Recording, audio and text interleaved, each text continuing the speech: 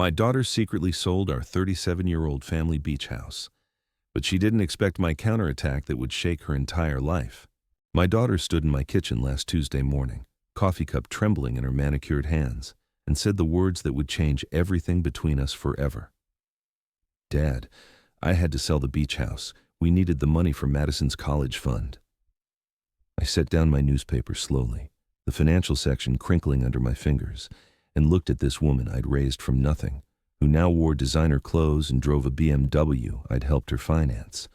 The beach house that had been in our family for 37 years. The house where she'd taken her first steps on weathered wooden floors. The house where her mother and I had celebrated every anniversary until cancer took her away. Gone. Sold to strangers without so much as a phone call asking my opinion. Before we continue, please subscribe to the channel and let us know where you're listening in the comments. Because what happened next will shock you, and by the end of this story, you'll understand why sometimes the people we love most are the ones who need the hardest lessons. Have you ever trusted someone so completely that you never saw the betrayal coming? Have you ever given everything you had to family only to discover they saw you as nothing more than a convenient bank account? Well, that's exactly what I discovered about my daughter Jessica on that Tuesday morning, and what I did about it will leave you speechless. You see, I thought I was being a good father. For 28 years, I'd been the man who said yes to everything Jessica needed. Private school tuition when she was 16 because the public schools weren't good enough. College expenses when she chose the most expensive university in the state. The down payment on her first apartment when she graduated. Wedding costs that maxed out 3 credit cards because she deserved her dream day. And when her husband lost his job 2 years ago, guess who covered their mortgage payments for 8 months without asking for a penny back? I was the dad who fixed every problem with his checkbook, who smoothed every bump in her road with my life savings. And Jessica, well, she'd gotten very comfortable being the daughter who never heard the word no. But here's what she didn't know. Here's what she never bothered to learn about the old man she took for granted. I wasn't just some pushover retiree with deep pockets and shallow boundaries.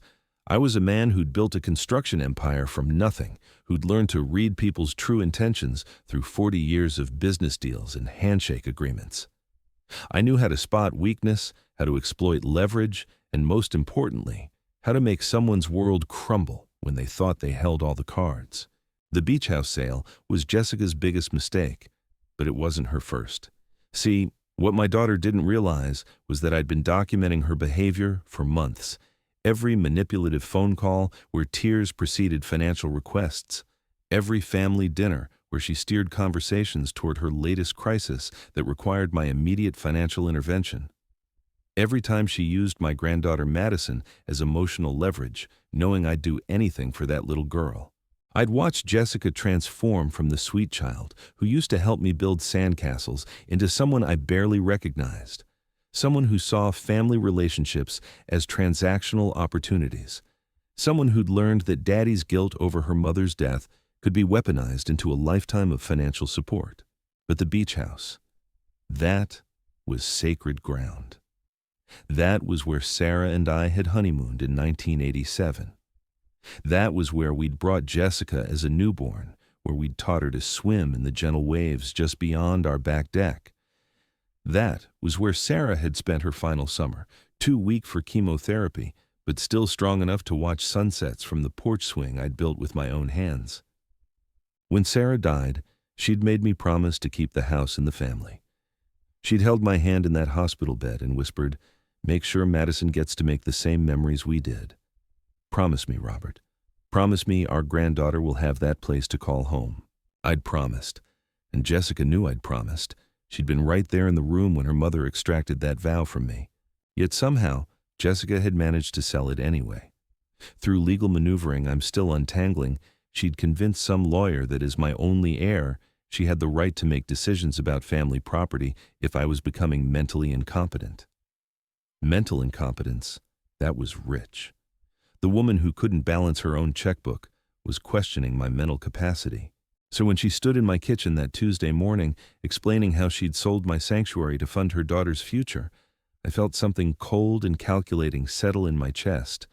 Something that had been building for years but had finally found its target. "Jessica," I said quietly, setting my coffee cup down with deliberate precision. Tell me about your loft. My loft? She blinked, confused by the subject change. What about it? The one downtown, the one you bought last year with the exposed brick walls and the city view, the one you post about constantly on social media. Tell me how much you paid for it. Dad, what does that have to do with anything? I just explained about Madison's college fund and why we had to make this difficult decision about the beach house. Difficult decision? As if selling 37 years of family history was just another line item in her budget spreadsheet. How much did you pay for the loft, Jessica? $420,000. But Dad, that's completely different. That's our home. That's where Madison is growing up. You can't possibly compare my primary residence to a vacation property that sits empty half the year. Empty half the year. The beach house where I spent every weekend maintaining the memories Sarah and I had built together. The house where I'd planned to leave Madison a legacy of family history and unconditional love. I stood up from my kitchen table, walked to my home office, and returned with a manila folder I'd been preparing for weeks. Ever since I'd noticed Jessica's increasingly aggressive hints about the burden of maintaining multiple properties. Ever since she'd started dropping comments about how much money was tied up in real estate that could be better invested in family members' futures. What's that? Jessica asked, eyeing the folder with the wariness of someone who'd spent years manipulating others and recognized preparation when she saw it. These are the property records for your loft. I opened the folder and spread documents across my kitchen table. The purchase agreement, the mortgage paperwork, the inspection reports, everything you thought I didn't know about. Jessica's face went pale. Dad, why do you have my personal financial documents? Because, sweetheart, when someone takes out a mortgage with a cosigner, that cosigner has access to all the loan information.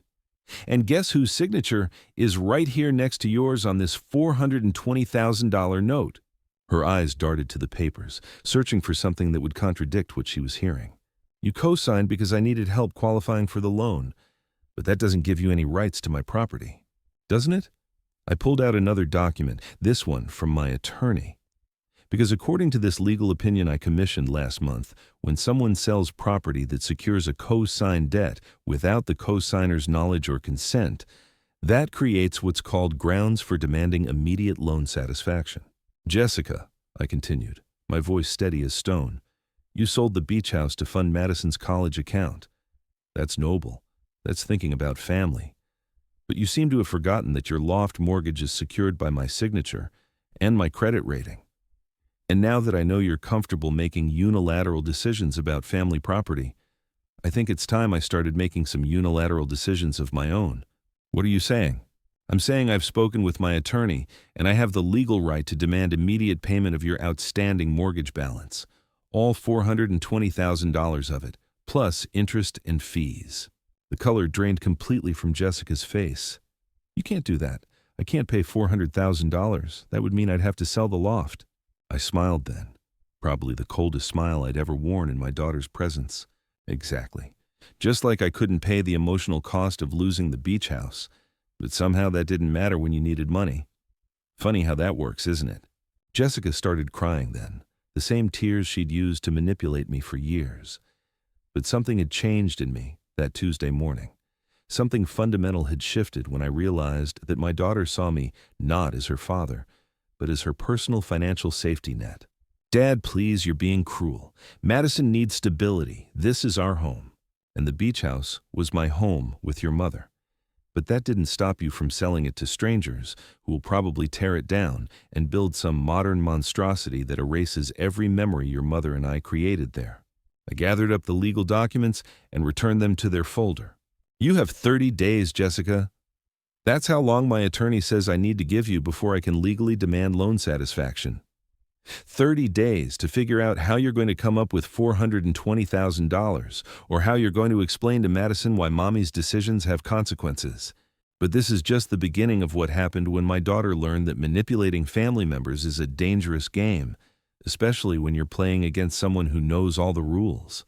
Jessica stared at me like she was seeing a stranger, which, in many ways, she was.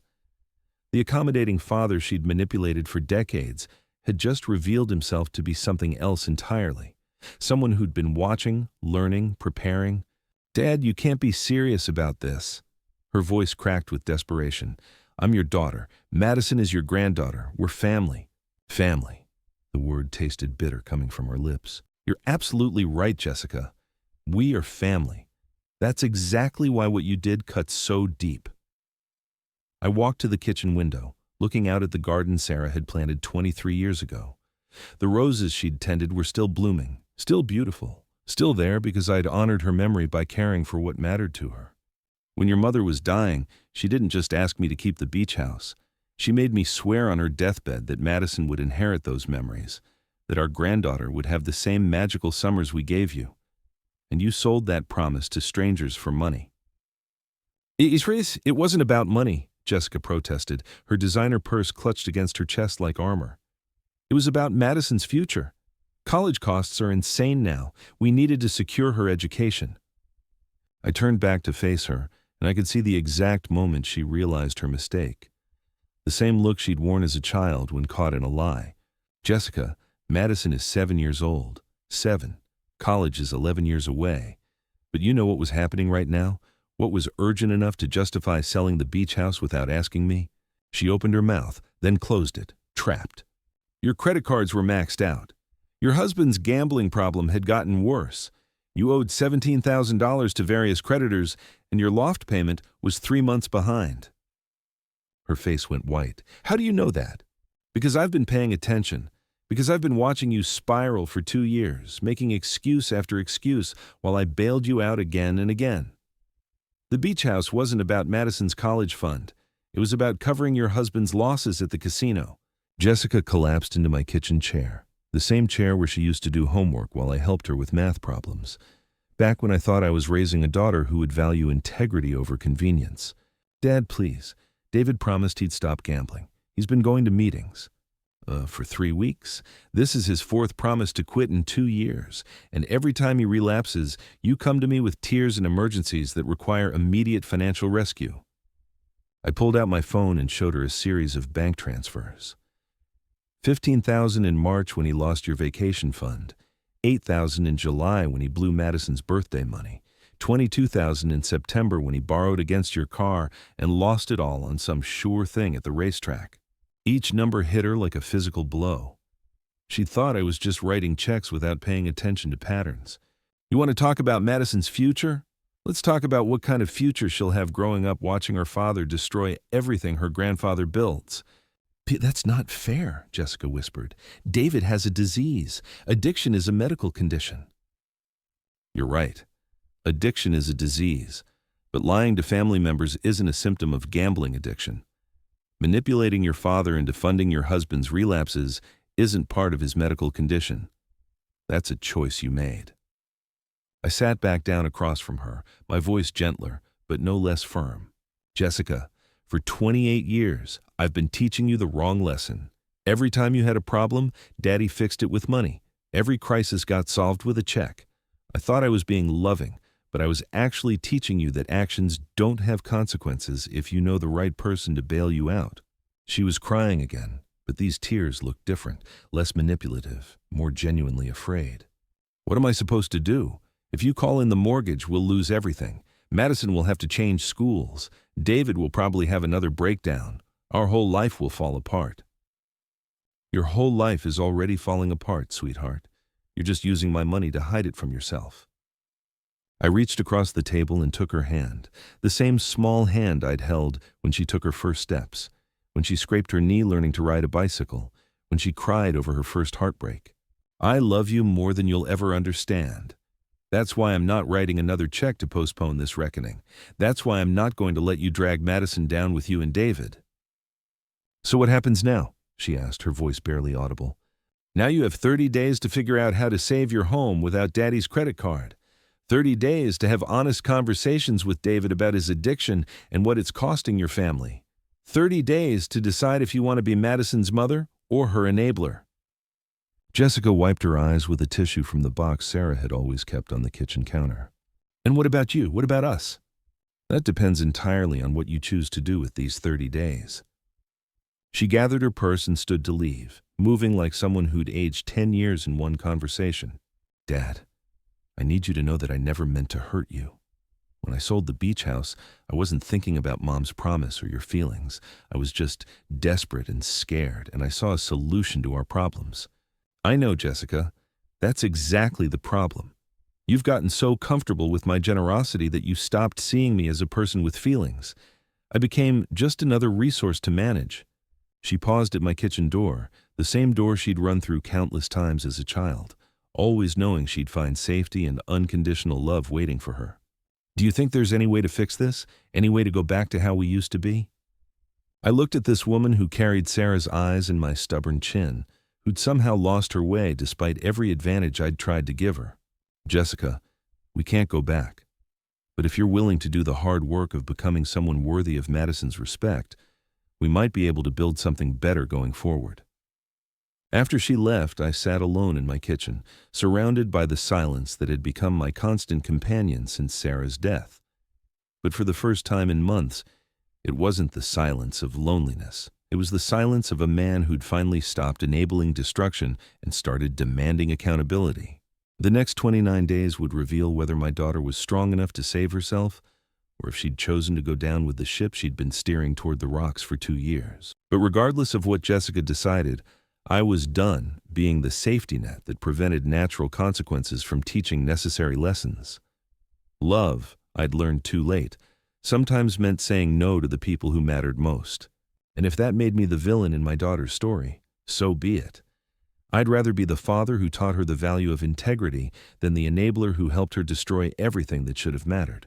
The next morning brought a knock on my door that I'd been expecting. Not Jessica this time, but David, my son-in-law, standing on my porch with the defeated posture of a man who'd run out of other people's money to lose. "Robert, we need to talk." His voice carried the hollow echo of someone who'd spent the night calculating impossible math. $420,000 divided by zero income equals panic. I led him into my living room, the same room where he'd asked for my daughter's hand in marriage 8 years ago. Back then, he'd been clean-cut, ambitious, full of promises about providing for Jessica and giving me grandchildren to spoil. Now, he looked like what he'd become, a middle-aged man whose boyish charm had curdled into the desperate manipulation of someone who'd gambled away his family's future, one poker hand at a time. "I know what Jessica told you yesterday," he began, settling into Sarah's old reading chair without invitation. "And I know what you threatened to do with the mortgage." Threatened? Interesting choice of words from someone who'd been stealing from his own daughter's college fund. Did Jessica send you here to negotiate on her behalf, or are you finally ready to take responsibility for the mess you've created? David flinched. Even after 2 years of covering his losses, I'd never spoken to him with this level of direct contempt. The accommodating father-in-law who'd written check after check while pretending not to notice the pattern had apparently died sometime between yesterday morning's revelation and this moment. "Look, I know I've made mistakes. I know the gambling got out of hand. But threatening to destroy our home isn't going to solve anything. Madison needs stability." There it was. The same manipulation tactic Jessica had tried. Use my granddaughter as a human shield against the consequences of their choices. "David, let me ask you something. In the past 2 years, how much of my money have you lost gambling?" He shifted uncomfortably. "That's not really relevant to the current situation." $47,000. I pulled out my phone and showed him the same banking records I'd shared with Jessica. $47,000 of my retirement savings funneled through my daughter's desperation and your addiction. His face went ashen as he stared at the numbers. Dates, amounts, patterns of crisis and rescue that painted a picture of systematic financial abuse. "But that's not even the worst part," I continued. "The worst part is that you've been using Madison as leverage to keep the money flowing. Every time Jessica calls crying about how your gambling will hurt our granddaughter, I write another check. Every time you promise this is the last time, I cover another debt. You've turned my love for that little girl into a weapon against my common sense." David started crying then. Not the manipulative tears his wife had perfected, but the broken sobs of someone who'd finally seen himself clearly in an unforgiving mirror. "I never meant for it to get this bad. It started small, just a few hundred here and there. But when I'd win, the rush was incredible. And when I'd lose, I'd think I could win it back if I just played a little longer, bet a little bigger." And when that didn't work, I'd panic. I'd come home to Jessica and Madison, and I couldn't bear to tell them what I'd done. So I'd make up emergencies, car repairs, medical bills, work expenses, anything that would get Jessica to call you for help. The confession hung in the air between us like smoke from a house fire. 2 years of lies, cataloged and admitted. Do you understand what you've cost this family, David? Not just the money, though, that's significant. But the trust, the relationships, the legacy I was trying to build for Madison? He nodded miserably. I know I've destroyed everything. That's why I'm here. Not to ask for more money, but to tell you that I'm leaving. This wasn't what I'd expected. Leaving. Jessica deserves better than this. Madison deserves a father she can respect. I'm going to check myself into a residential treatment program. 6 months minimum, maybe longer.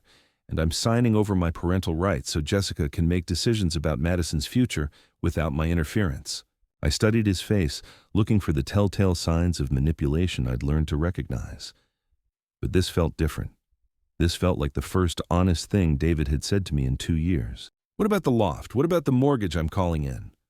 That's Jessica's choice to make. If she wants to fight you in court, she can do it without me. If she wants to sell and downsize, I won't be there to complicate things. Either way, she'll be free to make decisions based on what's actually best for Madison instead of what enables my addiction. We sat in silence for several minutes, 2 men contemplating the wreckage of choices that couldn't be undone. Outside, I could hear children playing in the neighborhood park, their laughter a reminder of innocence that both our actions had helped destroy. David, I need to ask you something, and I want a completely honest answer. He nodded. The beach house sale. Was that Jessica's idea, or did you pressure her into it? The question seemed to physically pain him. Both, I guess. I'd lost big the weekend before, money we didn't have. Jessica was crying, saying we were going to lose the loft, lose everything. I mentioned that the beach house must be worth a fortune, and she said maybe it was time to think practically about unused assets. So you encouraged her to see my family's legacy as a financial solution to your gambling problem? Yes. The word came out as barely a whisper. And I'll regret that conversation for the rest of my life. After David left, I called my attorney to discuss the implications of his confession. Could his abandonment of the family actually make things worse for Jessica and Madison? What were my legal obligations now that he'd essentially admitted to fraudulent manipulation of family resources? But as I hung up the phone, I realized the legal questions were secondary to a more fundamental issue. David's departure might actually be the best thing that could happen to my daughter and granddaughter. Without him there to enable her enabling, Jessica would be forced to confront reality without the buffer of someone else's addiction to blame. The question was whether she was strong enough to handle that confrontation, or if she'd simply find new ways to avoid taking responsibility for her choices. I had a feeling I was about to find out. 3 days later, Jessica called. Not crying this time, but with the careful control of someone who'd spent 72 hours thinking through every word. Dad, I need to tell you what David did, what he admitted to me before he left. He came to see me, sweetheart, I already know. A pause. Then you know that a lot of what's happened wasn't entirely my fault. David manipulated both of us. I closed my eyes, recognizing the familiar pattern. Even with her husband gone, Jessica was still looking for someone else to blame, some way to position herself as a victim rather than an accomplice. Jessica, David's gambling addiction explains his behavior. It doesn't excuse yours. What do you mean? I mean that every time you called me with one of his manufactured emergencies, you had a choice. You could have told me the truth about what was happening, or you could have participated in the deception. You chose deception repeatedly for 2 years. I was trying to protect you from worrying about our problems. No, you were trying to protect yourself from the consequences of enabling his addiction. There's a difference. The silence stretched long enough that I wondered if she'd hung up. Dad, what do you want from me? David's gone. I'm a single mother now with a mortgage I can't afford, and a daughter who doesn't understand why Daddy isn't coming home. What more punishment do you think I deserve? The pain in her voice was genuine, and for a moment I felt the old instinct to fix her problems, to write whatever check would restore peace to our family. But I'd learned something important in the past few days. Peace built on lies wasn't actually peace at all. There, I don't want to punish you, Jessica. I want you to take responsibility for your choices and learn from them. I want you to become the mother Madison deserves and the daughter your mother raised you to be. And how exactly am I supposed to do that when I'm about to lose my home? The same way millions of other people do it every day. You make a budget based on what you actually earn instead of what you think you deserve. You downsize to something you can afford. You have honest conversations with Madison about why family finances changed. You stop looking for someone else to solve problems you created. Another long silence. The beach house money, she said finally. What if I could figure out a way to give it back? Would that change anything? Now we were getting somewhere. Tell me what you're thinking. The buyers haven't closed yet. There's still time to back out of the sale, but I'd have to pay penalties and legal fees. Maybe $15,000 total. And where would you get $15,000? I'd have to sell the loft anyway, right? If you're calling in the mortgage and I can't afford the payments without David's income, maybe I could use part of the proceeds to unwind the beach house sale and give you back what's yours. For the first time in our conversation, Jessica sounded like she was thinking instead of just reacting, like she was considering solutions instead of looking for someone to blame. What would that mean for you and Madison? It would mean starting over, finding an apartment we can afford on my salary alone, explaining to Madison why we had to move and why her life is going to be different now. It would mean admitting that Mommy made some very bad decisions. I felt something in my chest that had been locked away since Tuesday morning. Not forgiveness yet, but the possibility of it. Jessica, if you chose to do that, if you chose to take responsibility and make things right, it would change everything between us. Not back to the way things were, but forward to something better. Would you still call in the mortgage? And me? If you give me back the beach house, if you have honest conversations with Madison about what happened, if you commit to rebuilding your life based on integrity instead of manipulation, then yes, I'd work with you on the mortgage. We'd figure out a payment plan or a restructuring that keeps you and Madison stable while you get back on your feet. I could hear her crying softly on the other end of the line. Dad, I'm scared. I've never had to take care of myself and Madison without someone else's money to fall back on. What if I can't do it? Then you'll learn how, the same way I learned how to build a business from nothing 40 years ago. The same way your mother learned how to be strong when cancer tried to break her spirit. You have good genes, Jessica. You just need to start using them. After we hung up, I walked out to Sarah's garden and sat on the bench I'd built overlooking her roses. For the first time since she'd died, I felt like I could tell her I'd kept my promise. Not about the beach house, though, that might still work out, but about raising our daughter to be someone worthy of the love we'd given her. The next 24 hours would tell me whether Jessica was finally ready to grow up, or if she'd find new ways to avoid the hard work of becoming the person Madison needed her to be. But either way, I was done being the safety net that prevented her from learning to fly. The call came at 6:47 the next morning. I was sitting on my back porch with coffee in the sunrise, thinking about Sarah and the promises we keep to the people we love, when Jessica's name lit up my phone screen. Dad, I did it. Her voice was steady, determined. I called the buyers and canceled the beach house sale. They're threatening to sue for breach of contract, but my attorney says we can settle for $12,000 in penalties and legal fees. I set down my coffee cup, not trusting my voice for a moment. You're sure about this? I'm sure. I spent all night walking through that loft, looking at everything David and I bought with your money, and I realized something. Madison doesn't need designer furniture and granite countertops. She needs a mother who keeps promises to her grandfather. The relief hit me like a physical wave. The beach house would stay in the family. Sarah's memory would be preserved. Madison would still have those summers by the water, still have that connection to the grandmother she'd barely known, but who'd loved her completely. What about David? What about the gambling debts? Jessica's voice hardened with resolve I hadn't heard from her in years. David made his choices. I made mine by enabling them, but I'm done making excuses for either of us. I called a realtor this morning. The loft goes on the market Monday. And Madison? How are you going to explain all this to a 7-year-old? A pause. I could hear my granddaughter's voice in the background, asking about breakfast. I'm going to tell her the truth. Age-appropriate truth, but still the truth. That Mommy made some mistakes with money, that Daddy has a sickness that makes him do things that hurt the family, and that sometimes grown-ups have to make hard choices to fix problems they created. This was the daughter I'd raised.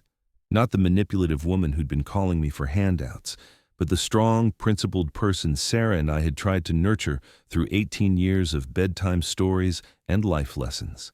"I'm proud of you, sweetheart." "Don't be proud yet, Dad. I haven't earned that. But ask me again in 6 months when I've proven I can take care of Madison without your credit card as backup." After we hung up, I called my attorney and instructed him to prepare mortgage modification paperwork. Not forgiveness, but a reasonable payment plan that would let Jessica keep a roof over Madison's head while she rebuilt her life on honest foundations. 2 weeks later, I was replacing rotted deck boards at the beach house when I heard car doors slamming in the driveway. Through the kitchen window, I could see Jessica's BMW, followed by a small moving truck. Madison burst through the front door like a hurricane of 7-year-old energy, her arms full of stuffed animals and art supplies. "Got that, Grandpa? Mommy says we're going to live here for a while. She says I can have the room with the window seat that looks at the ocean." Behind her, Jessica appeared with suitcases and boxes, looking tired but determined. "Dad, I hope this is okay. The loft sold faster than expected, and I haven't found the right apartment yet. I was hoping Madison and I could stay here until we get settled." I looked at my daughter, really looked at her, and saw something I hadn't seen in years. Humility. The recognition that she was asking for help instead of demanding it. The understanding that this was a privilege, not a right. "Of course you can stay. This house is for family." That evening, after Madison had fallen asleep in the same bedroom where her mother had spent countless childhood summers, Jessica and I sat on the deck watching waves crash against the shore. The same deck where Sarah and I had planned our future, where we'd dreamed about the grandchildren we'd spoil and the legacy we'd leave behind. "Dad, I need you to know something." Jessica's voice was quiet, thoughtful. When I was packing up the loft, I found something in David's desk, a notebook where he'd been tracking his gambling losses and wins. She pulled a small leather journal from her purse and handed it to me. Page after page of dates, amounts, locations, the methodical record-keeping of someone who knew exactly how much damage he was doing, but couldn't stop himself. "Look at the totals," she said, pointing to a page near the back. My eyes widened. The number was nearly double what I'd calculated from my bank records. $68,000? He was borrowing from other people too. Co-workers, friends, probably some people I don't want to know about. The money from you was just keeping him afloat while he dug the hole deeper. I closed the notebook, understanding now why David had chosen to leave. The man had been drowning in debt and lies, using our family as a life preserver while he pulled us all under with him. "Jessica, why are you showing me this?" "Because I want you to understand that I knew. Not the full extent, but I knew he was lying about some things. I knew the emergencies were getting more frequent, the amounts larger. And I chose to look the other way because it was easier than confronting him." She turned to face me, her eyes reflecting the moonlight on the water. "I chose to call you instead of demanding he get help. I chose to enable his addiction because it meant I didn't have to face the possibility that my marriage was falling apart. And when the beach house became the solution to our latest crisis, I chose to violate your trust rather than admit I'd married someone who was destroying our family." This was what I'd been waiting for, not just acknowledgement of mistakes, but understanding of how those mistakes had hurt everyone around her. "What happens now?" I asked. "Now I figure out how to be a single mother who pays her own bills and keeps her promises. Now I teach Madison that integrity matters more than comfort, that family means protecting each other instead of using each other." She paused, looking out at the water where phosphorescence traced the wake of a distant boat. "And now I try to become the daughter you and Mom deserved, even if it took me 31 years to grow up enough to try." The next morning, I woke to the sound of Madison's laughter echoing through the house. Real laughter, the kind that comes from a child who feels safe and loved and free from the tension that had been poisoning her home life. I found her in the kitchen, standing on a step stool next to Jessica, both of them covered in pancake batter and flour. The same kitchen where Jessica had stood just 3 weeks ago, telling me she'd sold our family's sanctuary. "Grandpa, look. Mommy's teaching me how to make pancakes like Grandma Sarah used to make. She found the recipe in the old cookbook." Sarah's handwritten notes were still visible in the margins of the yellowed pages. Instructions for making the batter smooth, reminders about the right temperature for the griddle, little hearts drawn next to ingredients that Madison particularly loved. "Your grandmother would be so happy to see you learning her recipes," I told Madison, ruffling her hair.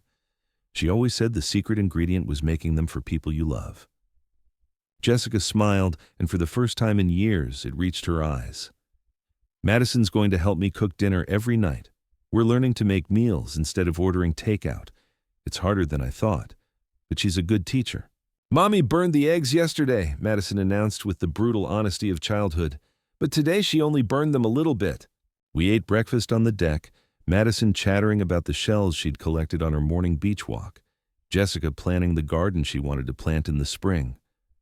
Normal family conversation, the kind I'd missed without realizing how much I needed it. After Madison ran off to explore the tide pools, Jessica and I lingered over our coffee. Dad, can I ask you something? Anything. When you threatened to call in the mortgage, when you laid out all those bank statements showing what David and I had cost you, did you already know I'd choose to save the beach house? I considered the question carefully. I hoped you would. But honestly, I wasn't sure. I'd watched you make so many decisions based on convenience instead of principle that I didn't know if you still had it in you to do the right thing when it was hard. What if I hadn't? What if I'd tried to fight you in court or just walked away from everything? Then I would have learned something important about who you'd become, and I would have adjusted my expectations accordingly. I would have still loved you, but I wouldn't have trusted you with Madison's future the way I'm starting to trust you now.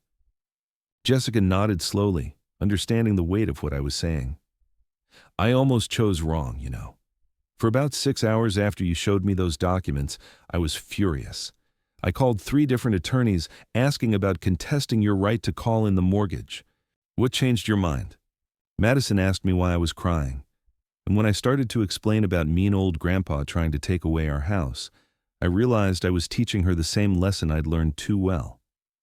That when things go wrong, it's always someone else's fault. That family members exist to solve our problems instead of sharing our joys. She reached across the table and took my hand, the same gesture I'd made with her in my kitchen 3 weeks ago when everything between us had been broken. I don't want Madison to grow up thinking love means never having to face consequences. I want her to grow up knowing that the people who love us most are sometimes the ones who refuse to enable our worst instincts. That afternoon, while Madison napped in the hammock Sarah and I had strung between 2 oak trees, Jessica and I walked down to the water's edge, the same beach where she'd built sandcastles as a child, where Sarah had taught her to look for sea glass and perfect shells. Do you think Mom would forgive me? Jessica asked, her voice barely audible over the sound of waves. For selling this place, for breaking the promise you made to her. I thought about Sarah, about the woman who'd loved our daughter fiercely but never blindly, who'd worried about Jessica's tendency to take the easy path, who'd made me promise to always push her to be better than comfortable. Your mother forgave you before you were born, I said, but she'd want you to forgive yourself by becoming someone worthy of forgiveness. She'd want you to use this second chance to build something beautiful for Madison. Jessica picked up a piece of sea glass, worn smooth by years of waves, transformed from sharp-edged trash into something beautiful by time and pressure. I want to make you a promise, Dad, the same kind of promise you made to Mom about keeping this house in the family. What kind of promise? I promise that Madison will grow up knowing that family means showing up for each other, not using each other. That she'll learn to value people over possessions, integrity over convenience. That when she's old enough to understand what happened these past few years, she'll see it as a cautionary tale, not a blueprint. She turned to face me, her expression serious as a sacred vow. And I promise that when it's my turn to be the older generation, I'll have the courage to say no to the people I love most when saying yes would hurt them in the long run. As the sun set over the water that evening, painting the sky in shades of orange and pink that Sarah had always said were God's way of showing off, I felt something I hadn't experienced since my wife's death. Hope for the future. Trust in the next generation. The deep satisfaction that comes from knowing you've helped someone you love find their way back to their best self. The beach house was safe. Madison would have her summers by the water. Jessica was learning to be the mother and daughter she'd always had the potential to become. And David? David was somewhere learning to fight his demons without using our family as collateral damage. Sometimes the kindest thing you can do for someone you love is refuse to enable their destruction. Sometimes saying no is the most loving word in the English language. Jessica was beginning to understand that lesson. Soon she'd be strong enough to teach it to her daughter. And that, I knew, would make Sarah proud. 6 months later, I was hammering new shingles onto the beach house roof when I heard familiar footsteps on the gravel driveway below. Madison's voice carried up through the morning air, chattering excitedly about something she'd discovered in the tide pools. But there was another voice too, one I hadn't heard in months. David stood beside Jessica's car, looking smaller than I remembered. Thinner, cleaner somehow, with the cautious posture of a man who'd learned not to expect welcome anywhere. Madison was showing him a bucket full of hermit crabs, her innocent joy unmarked by the adult complexities that had torn her family apart. I climbed down from the roof slowly, my 68-year-old joints protesting after 3 hours of manual labor. This was a conversation I'd known was coming eventually, but I wasn't sure I was ready for it. "Robert," David said when he saw me, his voice carrying genuine remorse. "I hope it's okay that I'm here." Jessica said Madison wanted to show me the house where she's been living. I studied his face, looking for signs of the desperate manipulation I'd grown to recognize. But this man looked different, humbled in a way that seemed authentic rather than performed. "How long have you been out?" I asked, not unkindly.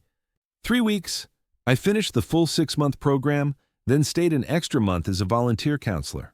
First time in my adult life I've gone 7 months without placing a bet." Jessica emerged from the house carrying a pitcher of lemonade and glasses, her movements careful and deliberate. She'd learned to read situations before reacting to them, a skill that would serve her well as Madison's primary protector.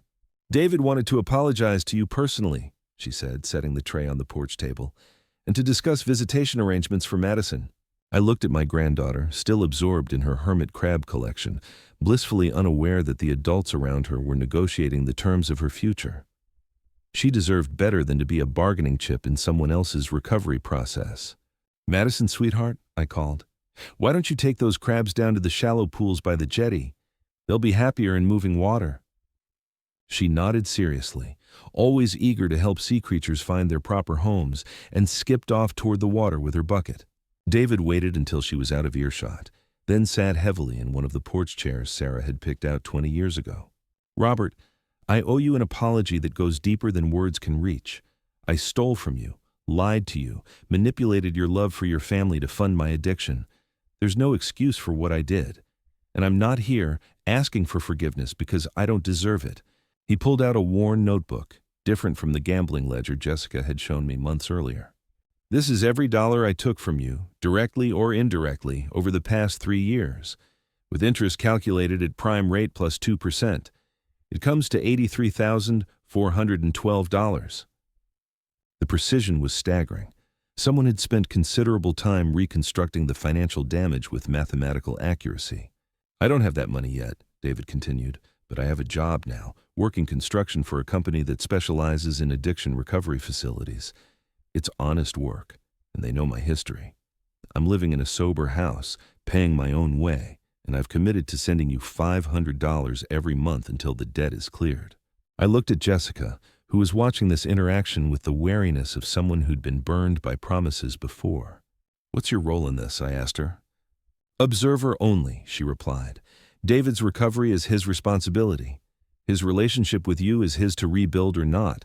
My only concern is whether his presence in Madison's life helps or hurts her development." The maturity in her response surprised me. 6 months ago, Jessica would have been mediating, manipulating, trying to orchestrate an outcome that avoided conflict. Now, she was setting boundaries and letting other adults handle their own consequences. David nodded appreciatively at Jessica's position. "I've been working with a family counselor who specializes in gambling addiction recovery. She's helped me understand that I can't rebuild trust through promises or explanations. I can only rebuild it through consistent actions over time." He pulled out another document, this one official-looking with legal letterhead. "I've established a supervised visitation agreement. Madison and I can spend time together, but only in public places or here at the beach house when you or Jessica are present. No unsupervised access until I've demonstrated 1 full year of financial sobriety." The term financial sobriety struck me as significant. Not just abstinence from gambling, but a complete restructuring of his relationship with money and responsibility. "Why come to me with this?" I asked. You could have arranged visitation through Jessica directly. David's eyes met mine with something that might have been shame mixed with determination. Because I destroyed your family's trust, and Madison is part of this family.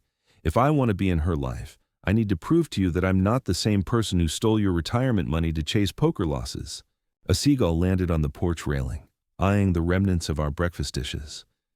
Sarah used to say seagulls were nature's optimists, always believing the next scrap would be the best one they'd ever tasted. David, I appreciate you coming here. I appreciate the acknowledgement of what you did. But appreciation isn't the same as trust. I understand that completely. Madison adores you. She's asked about Daddy almost every day for 7 months. If you disappoint her again, if you relapse and put her through another cycle of broken promises and manufactured emergencies, I will make sure you never see her again. The words hung in the salt air between us like a challenge and a promise. I wouldn't blame you for that, David said quietly, and I hope you never have to follow through on it. Jessica stood up, smoothing her sundress with hands that no longer shook with anxiety about other people's reactions. I need to check on Madison, she said. You two can finish this conversation without me. After she left, David and I sat in the kind of silence that follows difficult truths, not uncomfortable, but weighted with the recognition that some damage takes years to repair. Can I ask you something, Robert? I nodded. When you called in the mortgage, when you forced Jessica to choose between enabling me and saving the beach house, did you know it would end our marriage? The question was fair, and it deserved an honest answer. I suspected it might, but that wasn't my goal. My goal was to stop the bleeding, to force consequences that might shock both of you into facing reality. And if we'd found a way to stay together while I kept gambling, then I would have known that Jessica wasn't ready to protect Madison from your addiction, and I would have acted accordingly. David absorbed this, understanding that his daughter's grandfather had been prepared to fight for her welfare, regardless of adult feelings or family complications. I'm glad you did what you did, he said finally. I'm glad someone loved Madison enough to draw hard lines when her parents couldn't. Down by the water, I could see Madison teaching Jessica how to approach hermit crabs without scaring them back into their shells. Patient instruction from a 7-year-old who'd learned more about adaptation than most adults ever would. David, if you want to be part of Madison's life, you need to understand something fundamental. She's not just my granddaughter now. She's also my responsibility. Jessica is doing an incredible job as a single mother, but I'm the backup plan if anything goes wrong. I understand. That means I'll be watching everything. Your job performance, your living situation, your financial decisions, your recovery meeting attendance, any sign that you're slipping back into old patterns, any indication that you might put Madison at risk, and the supervised visitation ends immediately. He nodded solemnly. I would expect nothing less. We shook hands then, not as family members or friends, but as two men who'd established clear terms for a complicated relationship. David had a long road ahead of him, but at least he was walking it with his eyes open. That evening, after David had left and Madison had fallen asleep clutching a new collection of seashells, Jessica and I sat on the deck watching stars emerge over the water. How do you think that went? She asked. Better than I expected. He seems genuinely changed, but time will tell whether the change goes deep enough to last. Jessica pulled her sweater tighter against the evening breeze. I keep waiting for the other shoe to drop, for him to relapse or disappear or find some new way to create chaos in our lives. That's wisdom, not cynicism. You've learned to hope for the best while preparing for the worst. She was quiet for a long moment, processing the day's emotional complexity. Dad, can I tell you something I've never admitted to anyone? Always. I'm relieved he's gone. Not because I don't love him, but because I can finally breathe.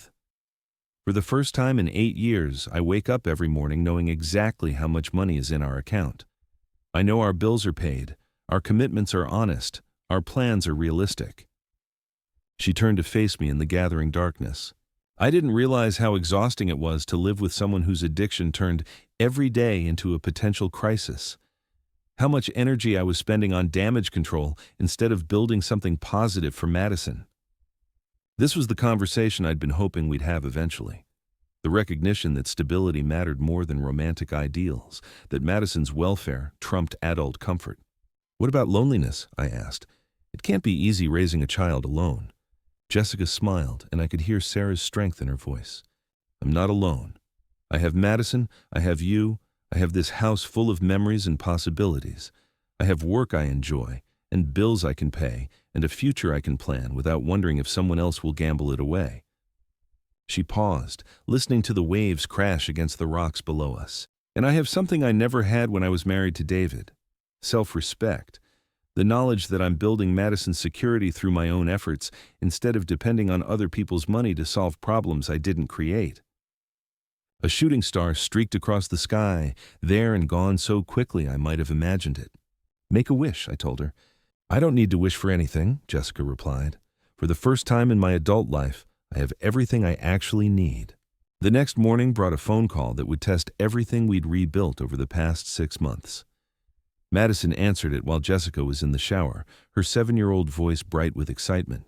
Grandpa, it's Daddy. He wants to talk to you. I took the phone with the careful attention I'd learned to bring to all communications involving David.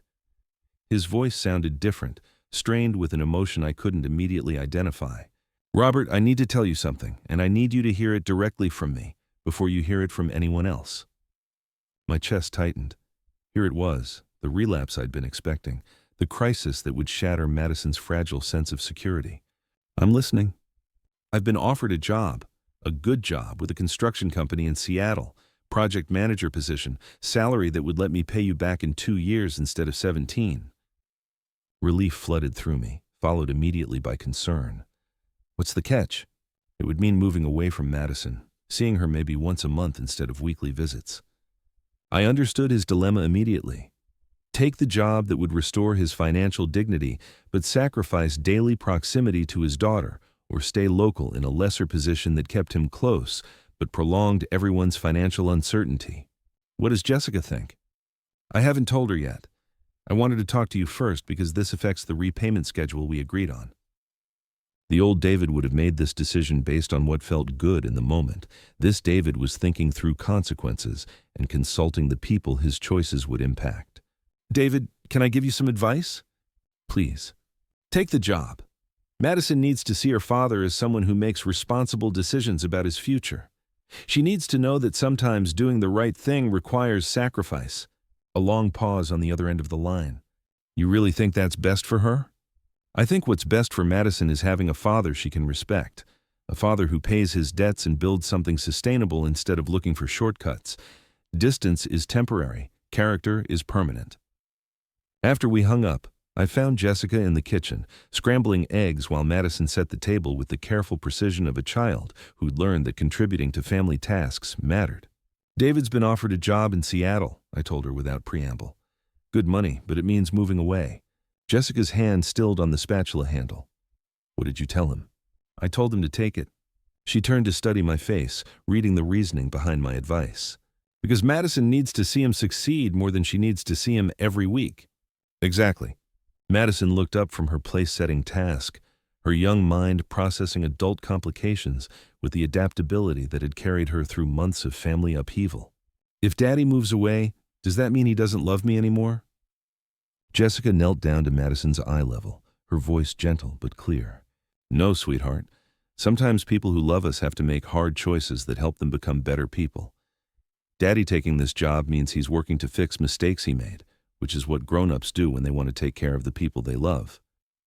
Madison nodded seriously, then brightened with a thought that only a 7-year-old could produce. Can we visit him in Seattle? I've never been to Seattle. Maybe, Jessica said, glancing at me with a look that said she was learning to make promises she could keep instead of promises that sounded good. 3 days later, David called to say he'd accepted the Seattle position. His voice carried a mixture of sadness and determination that reminded me of the man Jessica had married before gambling consumed his better judgment. I start Monday. I'll drive up this weekend to find an apartment and get settled. What about Madison? Have you told her yet? Jessica and I are going to tell her together this evening. I wanted to make sure she hears it from both of us, so she knows we're cooperating for her sake. The maturity in that decision gave me more hope for David's recovery than all the promises and payment plans combined. That weekend, as David loaded his car with the modest possessions he'd accumulated since leaving treatment, Madison presented him with a gift she'd made in secret, a painted seashell with "I love Daddy," written in her careful 7-year-old script. "It's for your new apartment," she said solemnly, "so you remember that the ocean misses you too." David knelt down and hugged her with the desperate tenderness of a man who finally understood what he'd almost lost forever. "I'll call you every Sunday morning," he promised, "and I'll send you pictures of Seattle so you can see where Daddy works." After he drove away, Madison stood in the driveway, waving until his car disappeared around the corner. No tears, no dramatic farewell, just the quiet acceptance of a child who'd learned that sometimes people have to leave to become who they need to be. "Is he going to be okay, Grandpa?" she asked, slipping her small hand into mine. "I think he is, sweetheart. I think he's finally learning how to be okay." That night, after Madison had gone to bed with David's first Seattle photo tucked under her pillow, Jessica and I sat on the porch sharing a bottle of wine Sarah had been saving for a special occasion. "Do you think we did the right thing, encouraging him to take the job?" I considered the question while listening to waves crash against rocks that had weathered storms for thousands of years. "I think we did the loving thing, which isn't always the same as the easy thing." Jessica raised her glass toward the stars, reflecting on the water. "To learning the difference between love and enabling. To teaching Madison that families can survive anything if they're built on truth instead of convenience." We drank to the future, to the hard-won wisdom that comes from choosing growth over comfort, to the knowledge that sometimes the kindest thing you can do for someone you love is refuse to rescue them from the consequences of their choices. The beach house stood solid around us, filled with 3 generations of memories and the promise of generations yet to come. Madison would grow up here, learning to read tides and weather patterns, understanding that some things endure while others must change. And someday, when she was old enough to understand the full story of what had happened in our family, she'd know that love sometimes wears the face of accountability, that the people who care about us most are sometimes the ones who refuse to enable our worst impulses. The tide was turning, carrying away the debris of old storms while bringing new possibilities to shore. Tomorrow would bring new challenges, new opportunities for growth, new chances to choose wisdom over convenience. But tonight, sitting on the deck of the house that had almost been lost to someone else's desperation, surrounded by the sound of eternal waves and the presence of hard-earned peace, I knew that Sarah's promise had been kept in ways neither of us could have imagined. Family endures, love persists, and sometimes the greatest gift we can give those we cherish most is the refusal to make their journey easier at the cost of making them weaker. The stars wheeled overhead, constant as granite, bright as hope, eternal as the lessons we pass from one generation to the next. If you found this story compelling, please subscribe to the channel and share your thoughts in the comments below. Sometimes the most profound acts of love require the courage to say no to the people who matter most. Thank you for listening.